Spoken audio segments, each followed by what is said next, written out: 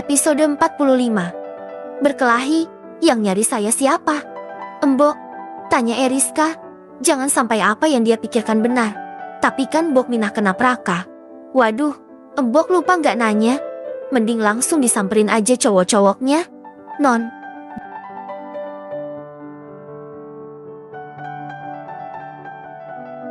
Jawab Mbok Minah pura-pura.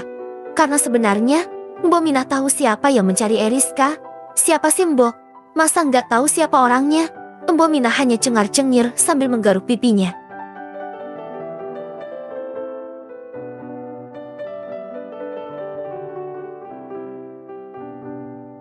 Eriska dan Siva memutuskan untuk melihat siapa yang datang selain Reva. Karena Eriska merasa tidak sedang janjian dengan siapapun. Reva, lo udah dateng? Tanya Siva yang melihat Raka yang sudah duduk di sofa ruang tamu. Iya, ada Kak Eriska. Hai Kak. Eriska tersenyum membalas sapaan Reva. Tadi katanya ada 2 cowok. Tapi kok cuma ada kamu? Tanya Eriska penasaran. Oh, itu ada di luar Kak. Biarin aja.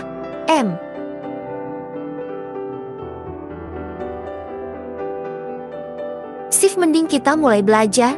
Nanti Kak Eriska ngajarin ya. Ujar Reva modus. Memang sebenarnya dia mengajak Siva belajar kelok dan jadi satu tim hanya ingin bertemu dengan Eriska, cewek yang usianya 2 tahun lebih tua darinya itu. Yang membuat Reva kesemsem, yang mau belajarkan kita. Kenapa ngajak Kak Eriska? Tanya Siva. Reva hanya menggaruk kepalanya yang tidak gatal. Kemudian dia nyengir kuda.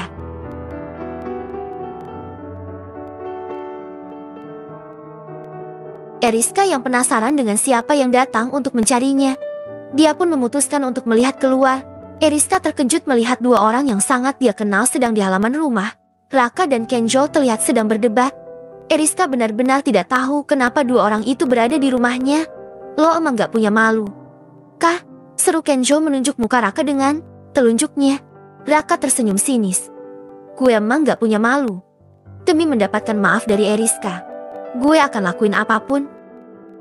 Kenjo benar-benar tidak habis pikir dengan pikiran sahabatnya itu. Lagian lo kenapa ke rumah Eriska? Tanya Raka tidak suka. Gue mau kasih buku ke Eriska. Kenjo memang berencana memberikan buku yang tempo hari ingin dipinjam oleh cewek itu. Dia pun sudah berada di depan rumah Eriska dan melajukan mobilnya masuk ke halaman rumah setelah pintu gerbangnya dibuka oleh satpam.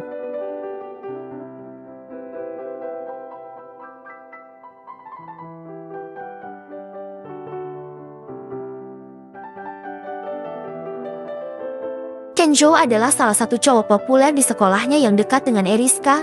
Mereka semakin dekat ketika Eriska sering menitipkan bekal makanan untuk Raka waktu itu. Meskipun bekal makanannya selalu ditolak oleh Raka.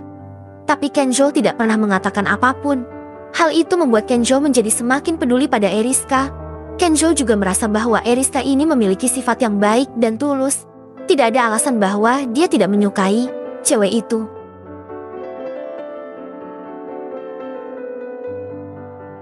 Gue harap lo bisa garap tugas-tugas ujian besok, Chris. Gue pengen lo naik kelas, kata Kenjo waktu itu. Apa lo bisa bantu gue biar makin pintar? Gue punya buku buat cara cepat tanggap belajar. Besok gue bawain. Kenjo memang menyayangi Eriska, tapi tidak lebih sebagai seorang adik. Karena menurut Kenjo, Eriska sudah seperti adiknya sendiri. Kenjo keluar dari dalam mobilnya sambil membawa buku di tangannya. Dia melihat ada sebuah mobil yang sangat ia kenali terparkir di halaman itu. Kenjo mengernyit ketika melihat sosok Raka dan adiknya berada di ruang tamu sambil berdebat. Entah kenapa perasaan Kenjo mengatakan jika Raka berniat buruk terhadap Eriska. Bahkan kemarin di sekolah Raka masih saja berbuat masalah dengan cewek itu. Dengan langkah yang memburu, Kenjo masuk ke dalam rumah tanpa mengetuk pintu karena saat itu pintunya memang sudah terbuka lebar.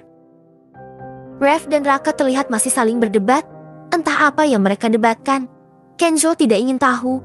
Yang ada di dalam pikirannya saat ini adalah menarik Raka pergi dari rumah itu untuk menjauhkannya dari Eriska.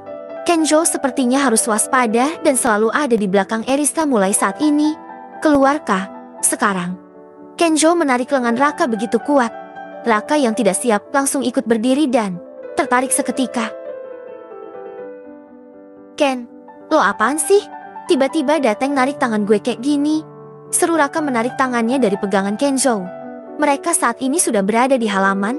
Reva yang melihat hal itu hanya diam saja tanpa ingin ikut campur.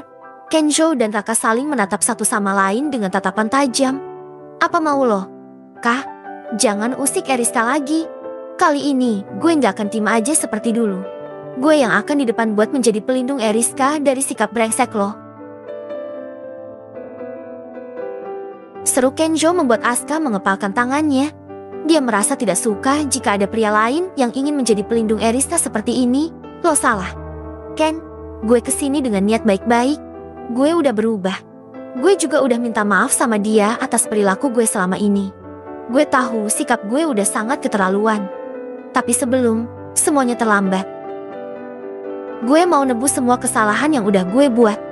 Kenzo melihat tatapan sahabatnya itu penuh dengan keseriusan.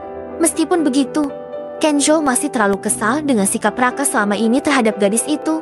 Sudah sering dia mengatakan pada Raka bahwa perhatian Eriska itu tulus padanya, tetapi Raka selalu menanggapinya dengan tatapan jijik.